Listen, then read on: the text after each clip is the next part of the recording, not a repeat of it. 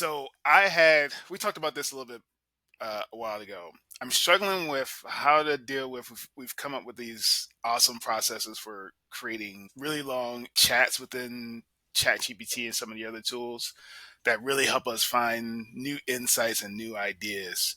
And it's been super valuable.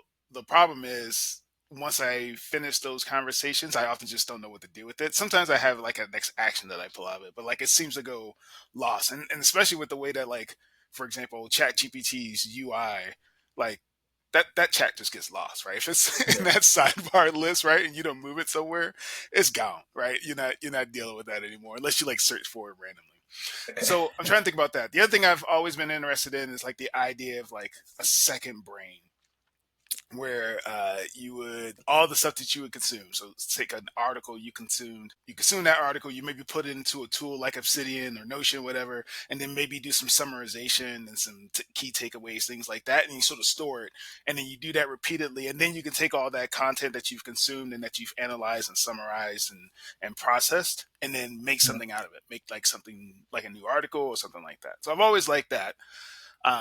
But I do think we're in a sort of a new world with AI, or maybe I just have a new lens on like the second brain perspective. The second brain is you taking content, you taking knowledge and synthesizing that knowledge and processing that knowledge.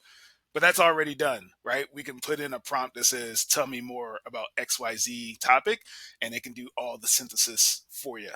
So it sort of eliminates that step. So that's one thing I think about. The other thing I've thought about over the last couple of days is this idea of like a third mind. So I've been doing some chat GPT conversations around this topic. It comes from a couple of different people. I can't remember the original coiners of the term. There's some book out there called The Third Mind. I think Carl Jung sort of talks about this concept a little bit more as well. But it's basically the idea of like if you're collaborating with two or more people, right? Me and you collaborate. There's on something. There's typically a third mind that gets created, right? And that third Mhm. mind is where all the new novel insights come out of, right? The new stuff that comes out of. So that's the way I sort of think about the conversations that I have with AI, or at least I'm trying to think that way, is that, hey, if I'm having a conversation with it, it's using its consciousness and my consciousness, and together we're creating something new. It's a little bit freaky for me because I've tried to stay away from humanizing these things as much as I can, but it does move me into that realm. So with that said, I wanted to create something that pulled in all those conversations, pulled in all the stuff that I'm learning, and then create outputs from it. So I created this Obsidian file folder structure. I got 6 folders in here. Mhm. Sort of go out of order a little bit. There's conversations. So these are all the conversations that I like want to pull into the system. And actually, in Obsidian, there's a plugin where you can chat directly within Obsidian.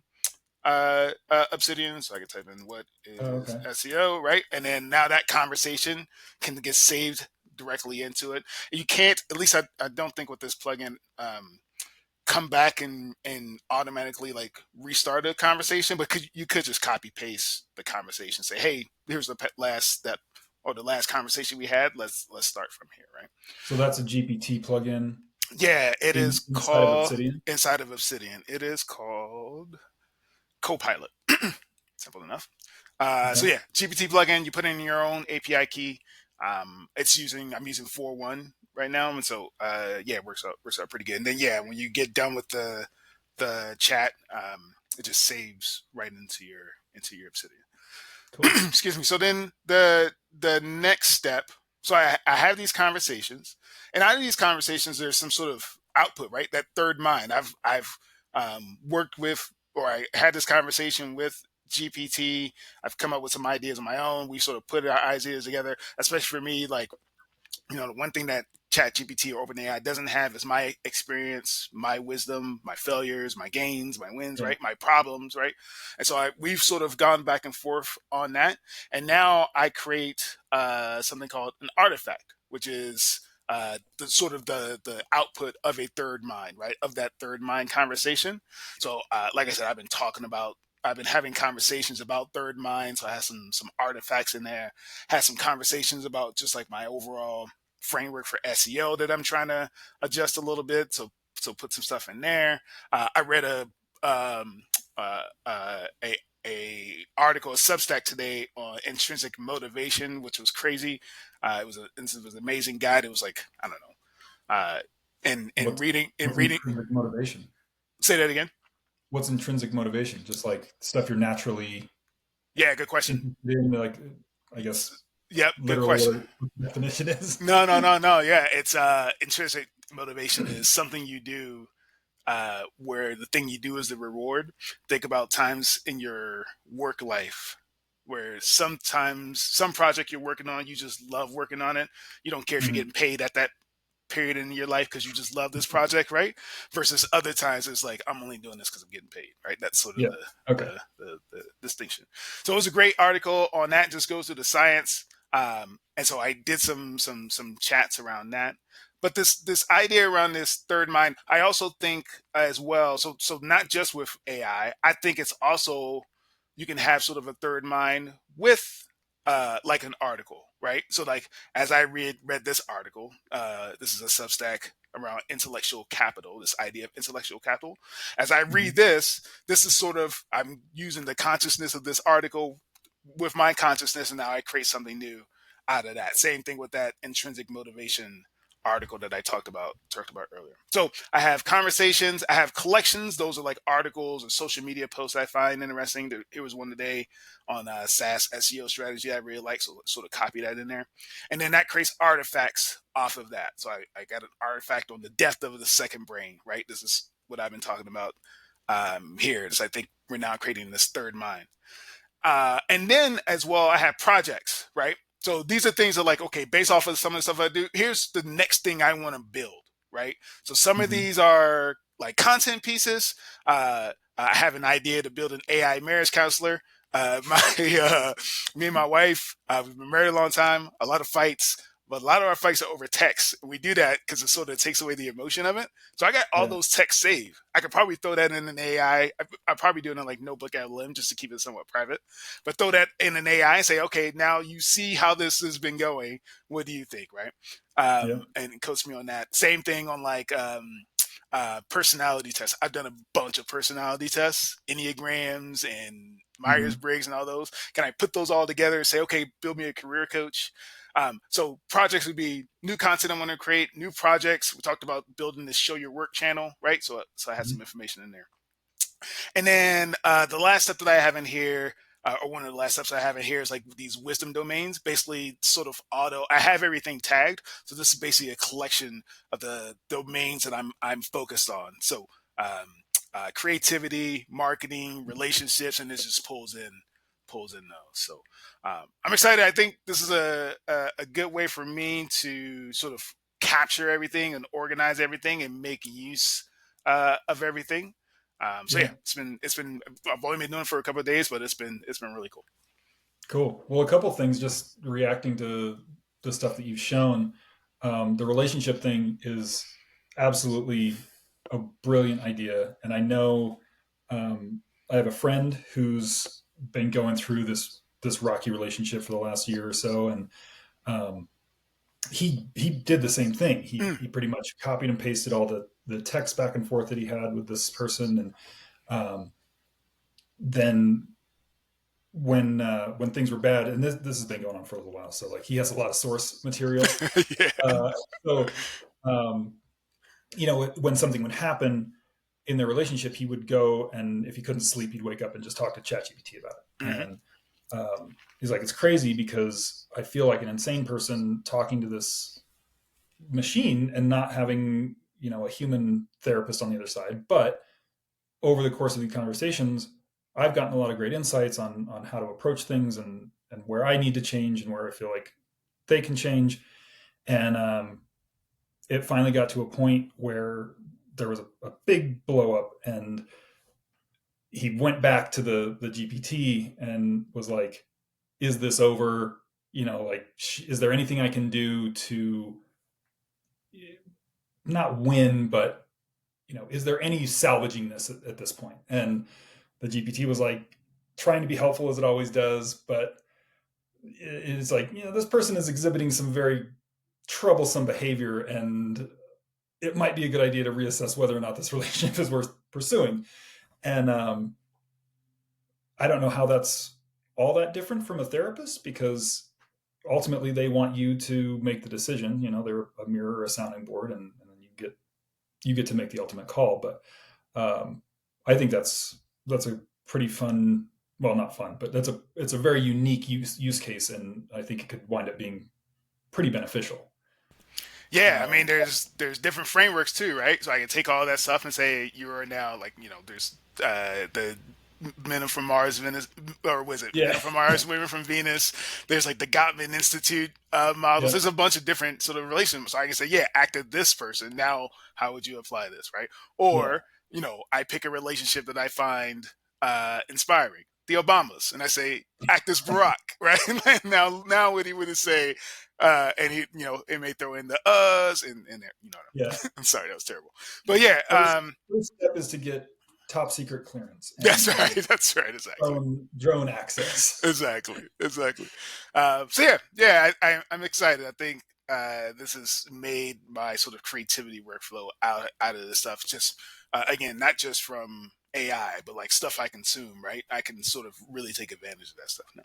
Yeah, and it's funny. My show and tell this week is very similar in nature, but I'm approaching it a little bit different because I did try to do this with Notion. I tried to build something that would automate news gathering sources, or I was trying to API into Feedly on the blogs and newsletters that I follow, and I wanted it to create like a daily skim for me on the stuff that I'm interested in. And I haven't figured out how to crack that yet. My automation skills are not really up to snuff. Um, but I would love to have a repository like that. In the meantime, I have to do everything manually. So, but what I wanted to talk about today was those seed ideas that you have, like the projects you want to work on, the kind of random shower thoughts. And I set a goal for myself of publishing a piece of content, longer form piece of content, once a week. And I sort of have a content pillar outline of the stuff I want to talk about. But the way I've been approaching it is, if I have an idea, I'll just write it down in my like seed book. And when it comes time to create something, I'll go back and see if there's any of these ideas that kind of track and make sense. Um, or if there's something that jumps out and I want to pursue. But what happened this last week, I'll pull up my article and I'll do a quick plug for it because I think it's pretty funny. Um, I was driving, and I've never done this before. Had to drive a couple hours, and on the way out, I was just listening to music like I always do. Podcasts I'll listen to sometimes on a longer drive, but most of the time I got music going. But then on the way back, I had this idea, and I had it because I was passing some billboards for fireworks. And this is one of those, like, I'm liking this process a lot because it goes from complete random thought to, by the end of it, I have a piece of content, and it all comes from a conversation that I have with ChatGPT. And so I'm seeing the billboards for fireworks, and I'm thinking about how that particular product is unique in that so much effort goes into the packaging of this thing, and there's no brand loyalty. At least I can't picture any brand loyalty of somebody being like a Black Cat guy. I only buy Black Cat because their stuff is better somehow. Um, and so the whole sales funnel has to be done in the time that you walk up and look at the shelf. And each product has to tell or sell a fantasy, basically, of, do you want the freedom fountain or the golden shower? And whatever mood you're in or whatever kind of consumer you are, like you're going to buy one or the other, but it's the same thing. And you literally go out and light it on fire. Like you're burning your money in the parking lot. And um, so I thought about that as like an interesting kind of thread to pull on, is this product that is completely disposable, has no marketing outside of the shelf, and it's disposed of within, a very short period of time. And um, then the next thing that popped into my head were gas station boner pills. And it's a similar type of sales funnel, like you're walking into the gas station and you see this rack of like crazy packaging, and how does somebody choose that?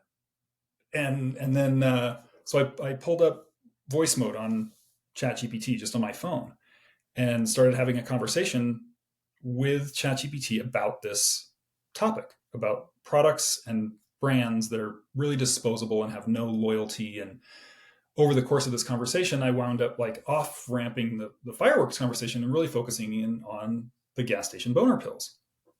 And the nice thing about these conversations is if I have a tangential question, I'll ask it, and then it gives me the information, and then I can immediately say like, okay, well, let's go back to what we were talking about before. And so over 90 minutes, I had this conversation about the branding of boner pills and how there are kind of two worlds right now. There's the Hims world, and then there's the Rhino 9000 world, and those are the two uh, brands that I kind of juxtaposed. And let me see if I'll share my screen here and just show you the length of the article, uh, because this was definitely not um, a short process. Like when I think about people's perception of content creation with AI, I think a lot of people see it as just being, one input in, one output, copy, paste, slop, awesome. And having written content the old-fashioned way for so long, I know what it takes, like how long it's going to take to write an article like this. And I would say this took almost longer because I was able to go back and forth in the research phase and in the ideation phase and really like nail in a tight premise and a good outline. And when it came time to create the article, I was able to do that. And then the editing process also was a little bit lengthier because I really wanted to make this as tight as I could and make sure that for an 11-minute read, I mean, this is not a short piece, but I wanted it to kind of carry people down the page and entertain them and educate them. So this is all about brand positioning in the boner pill world. And um, so my my show is this, and my tell is, as a creative, I've found it really, really engaging to go from shower thought or seed to a finished piece of content um, in a completely different way. And I'm talking about things that I know about in terms of branding and um, content writing, but I'm able to really explore these avenues where in the past I probably would have had that, oh, that's fireworks and boner pills, that's kind of a funny joke to bring up sometime, but it never would have turned into anything because of the amount of time it would take to go in and research. Because I can just ask, what's the market size of the sketchy gas station boner pill uh, channel, and what's the market size of the prescription boner pill channel? This is going to be a great transcript, by the way. There's going to be lots of keywords here. So great. Um, but I think when it comes to content and it comes to the way you want to talk about your product or talk about the topic that you're going to write about, using it as this collaborative thing where, like you were saying, it has all the reference, it has all the knowledge, and if you want to take things down a particular way, it's perfectly happy to switch gears and go that way. And then if you decide an hour later to come back and say, actually, no, that didn't lead anywhere. Let's go back to where we were before. It knows. And so for me, who's a person who doesn't really organize their thoughts very effectively when I'm writing, a lot of that's just dump and then go and edit. This process allows me to explore a lot, and then without any extra work, go back and say, well, I liked this part, and this part. Can you just give me those parts of the conversation? And then let's build an outline on this. So that would be my like tip, I guess, is if you're writing, don't use it as a one in, one out thing. Have this conversation and then take that and put it, take that output, put it in and say, build an outline off of this. And Yeah. then you've got your article structure.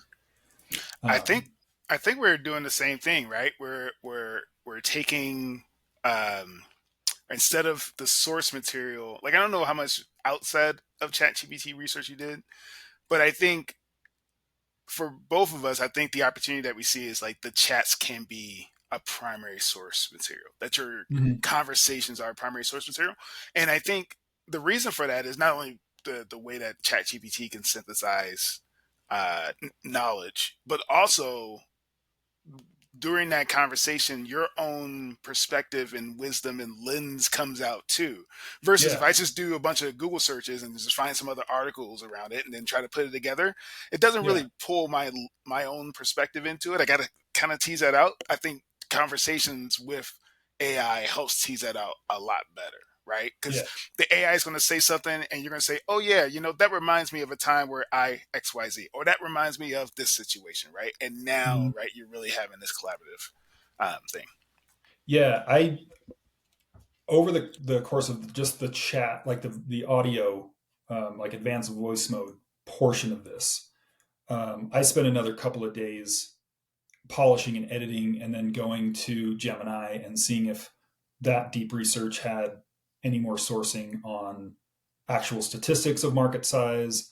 Um, and so I use multiple models almost in parallel all the time just to gauge outputs and see which one I like better, or if there's something that's bringing up ideas that spark my curiosity or creativity.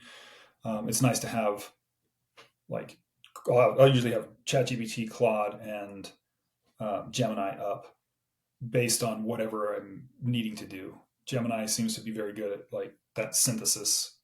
If I put a deep research queue together and say, give me the history of the gas station boner pill industry, like it comes back with that nicely formatted article that I can then just go through and read and see if there's anything in there that jumps out at me. Where Claude and ChatGPT to some extent have more of that creative uh, thinking process where it's following kind of the random thread that I'm on and offering up new ideas or directions to go from there. Nice, nice. That article was great, man. I told you this, man. You're locked in on these. I think your process has created something cool. And you mentioned that the time it takes is still the feels like it's the same, but probably not, right? If you take into account research, right? Would you? Yeah, I think I can understand the writing process taking that time, but do you think if you had to like do all the research manually without an no, AI? no, Yeah, for sure yeah, it would take way longer. yeah. And like I was saying, for me, my attention span isn't long enough That too. Yeah, me too. to be like, okay, now I got to find out what this stat. Now screw that, I'm over it. Like, I'm either gonna cheat out and like not have it be more of an editorial piece than something that's really researched. But when I'm thinking about content now, I'm thinking in the Gandhi-esque phrase of be the content you want to read on the internet. Right. I like it. And the last thing I want to read is another like clearly chat GPT explain to me brand positioning. all right, well, what is brand positioning? In this article, we're going to like dive into these points, and then you get your headings and subheadings, and that's not what I want to be creating. So this allows me to do research faster, back up my arguments, or disprove some of my preconceived notions of like I thought for sure that the prescription ED medication market was going to be growing at a much faster rate because companies like Hims and Roman and whatever have made it pretty easy to go online and get a prescription for these things. That being said, the thought process that I was challenged with through this conversation was, well, there's a whole demographic of people who can't or won't enter the healthcare system. People who don't want to go through this process. This is a complete panic decision, and the lens that the conversation with AI brought up was one person, the guy going into the gas station, is in a panic and needs something now. The crisis is already here. And that's definitely one type of customer. And then there's this other customer who's not looking at it, who's still panicked about it, but they're looking at it as, well, I don't want to be faced with this down the road. So I'm going to take a proactive approach to this. And the way these two brands sort of address that mindset is really interesting because Hims clearly positions it as healthcare and self-care and wellness, and the packaging and everything around Hims lines up completely with that message. Whereas the Rhino 9000, um, one of my favorite lines is in the piece is it's packaged like a panic attack, and you're not buying wellness, you're buying an energy drink for your dick. and and so this is it was a really fascinating exploration of two different brands in the same category and how marketing plays into both of these purchases and positioning plays into both of these purchases. And it was just one of those things where um, I felt really intrigued by this topic, and it felt awesome. The intrinsic motivation was definitely there for me to finish this piece and feel good about it. Like it wasn't anything that I was going to ship, not feeling like, all right, this is great. People are going to hopefully react positively to this. So Yeah, yeah. The work was the reward. yeah, Nice, man. All right. Should we take a few minutes if you got some time? Go into the third yeah, brain, try to put something together. One thing, yeah, while you're pulling that up, the one thing that stood out between both of our show and tells is the idea of like um, in the past, and this is true for me too. In the past, if I had an idea, um, most of the time I couldn't action on it, or I could mhm, action on it, but boy, that the effort on that action was just take away from so much other stuff, right? That I yeah, couldn't invest that time into it, and maybe I still don't have the time to invest into it. That's probably true, but the speed at which I can invest that, the speed at which I can execute on something, even if it is just, hey, I'm just going to have a conversation with ChatGPT about it, get some more information about it, sort of mhm, get a feel for it. Um, I think is the key, and so I think the skill set is now going to be, yeah, how do you take now all these ideas that you have in your head, how do you do something with them? Because now it's more actionable than anything, whether that's build a new app or create a new image or a new video or a new piece of content, new piece of writing, right? It's all actionable almost mhm. like that, right? And so I think there needs to be, is why I put together that Obsidian thing, because I needed a process to like move things through the queue, right? Yep, And pull things through. yeah, I don't know how you feel about that.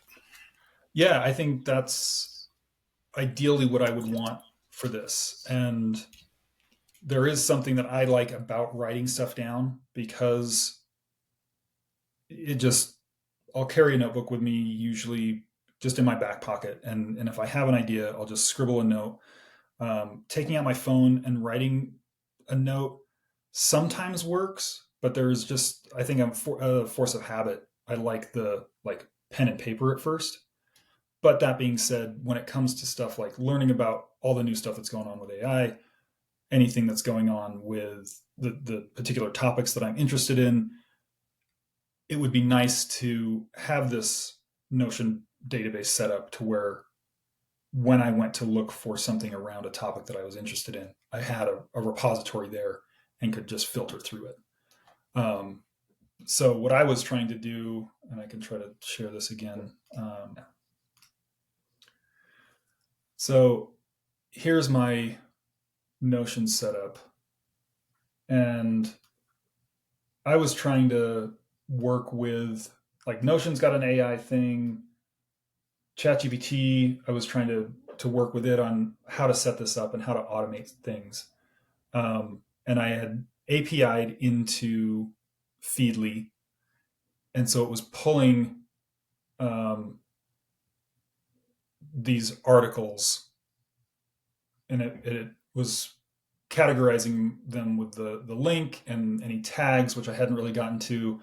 And then when it came to the email content, I was pulling in newsletters. And Feedly now has a nice option where you subscribe to newsletters using a generated Feedly email, and it automatically dumps it in. And then that was porting over to here. Um, so ideally, where I would go from here is taking anything that had to do with like AI and having another GPT or agent pull from these lines and give me a summary of each article or something like that, and then the output would be a bulleted list. And over time I could tweak that model to say, here's the stuff that I'm really interested in, or if you see anything that's mentioning this person, definitely flag that as being more important than other stuff. And over time, really getting that feed curated specifically to me, almost like my own recommendation algorithm, like a personalized recommendation algorithm that I have more control of and have like input on. So I don't know if you've got experience with Notion, or if you want to just kind of show me how you did that in um, Obsidian. I was going to say Blackstone. Um, Yeah. So the everything I'm pulling into Obsidian is manual, except for those chats that I'm doing in that sidebar. Right, that gets pulled in automatically, okay. but everything else is just me just writing in there. Okay. Um, uh, I think there's some core principles I think we're aligning on. One, this is just like a core, I think, productivity, time management, creativity principle, which is you got to have a thing to capture ideas, right? Like Yeah. ideas are going to come. I actually, I bought a waterproof shower or waterproof notepad for my shower for the Oh, shower no thoughts, way. right? Yep. And so I bought that. That's been awesome. And I'll just write them, take them to my computer, throw them in.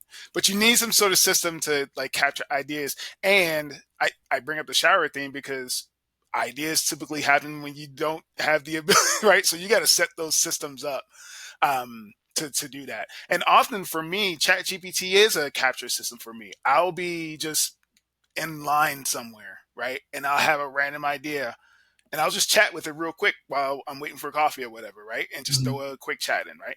And see what comes out of it. Maybe nothing comes out of it, but maybe something comes out of it and says, okay, I want to play with this a little bit more.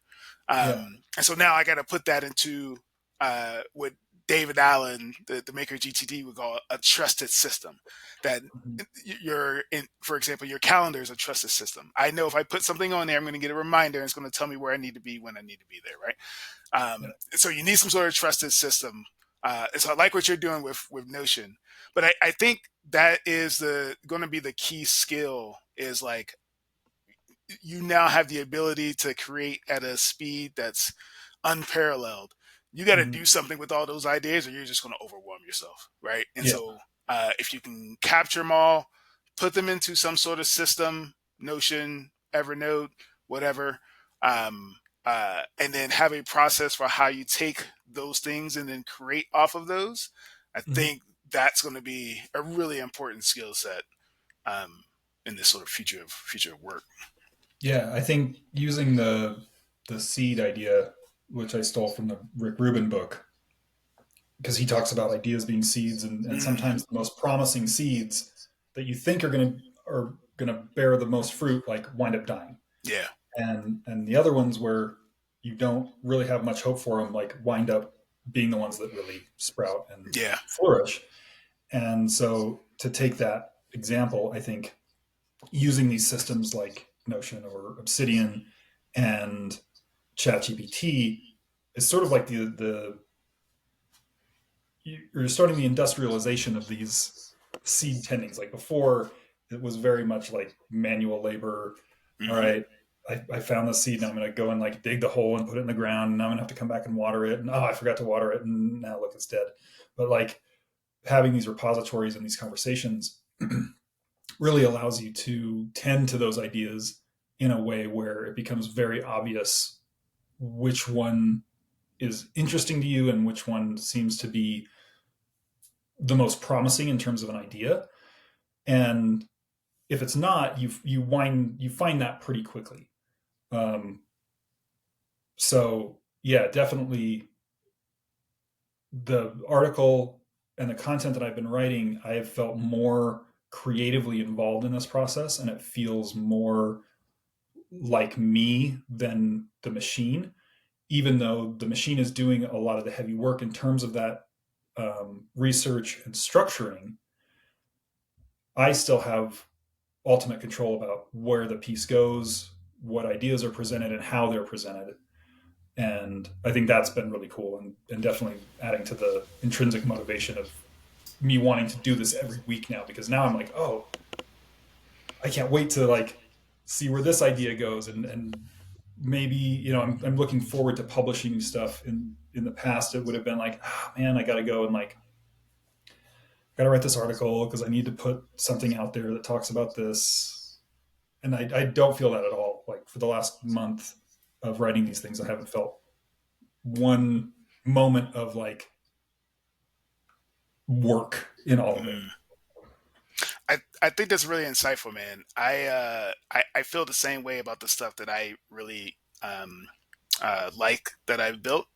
Mhm. Uh, that it does feel more like me than me just doing it all Yeah. manually.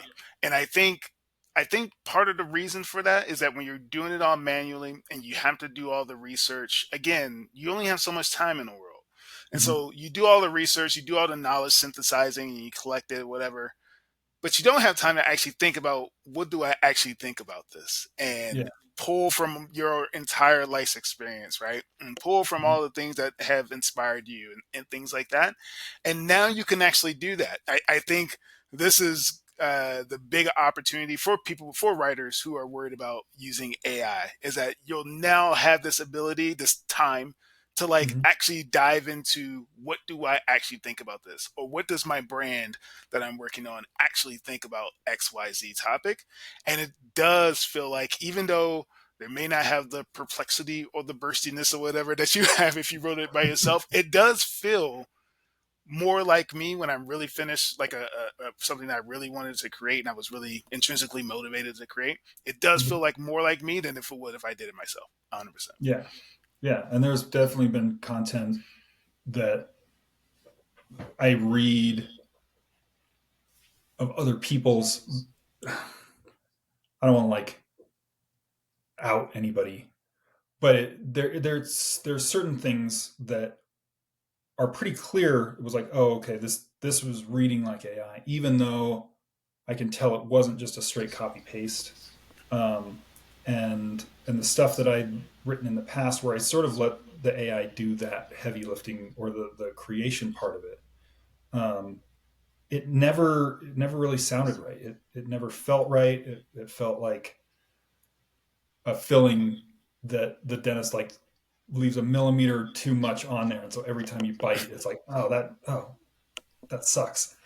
And doing it this way, I don't feel that at all. And even like the way the article flows, and it just feels very natural and feels very much like straight from my hands, and just yeah, it's just more streamlined in terms of research, and I can support my arguments, or not find myself paying myself into a corner and do an article where I start writing it in one direction, like, oh shit, I have no idea how to wrap this up or where this is going from here. That's really been helpful to rely on AI to do that. Yeah, yeah, right on, right on. Awesome.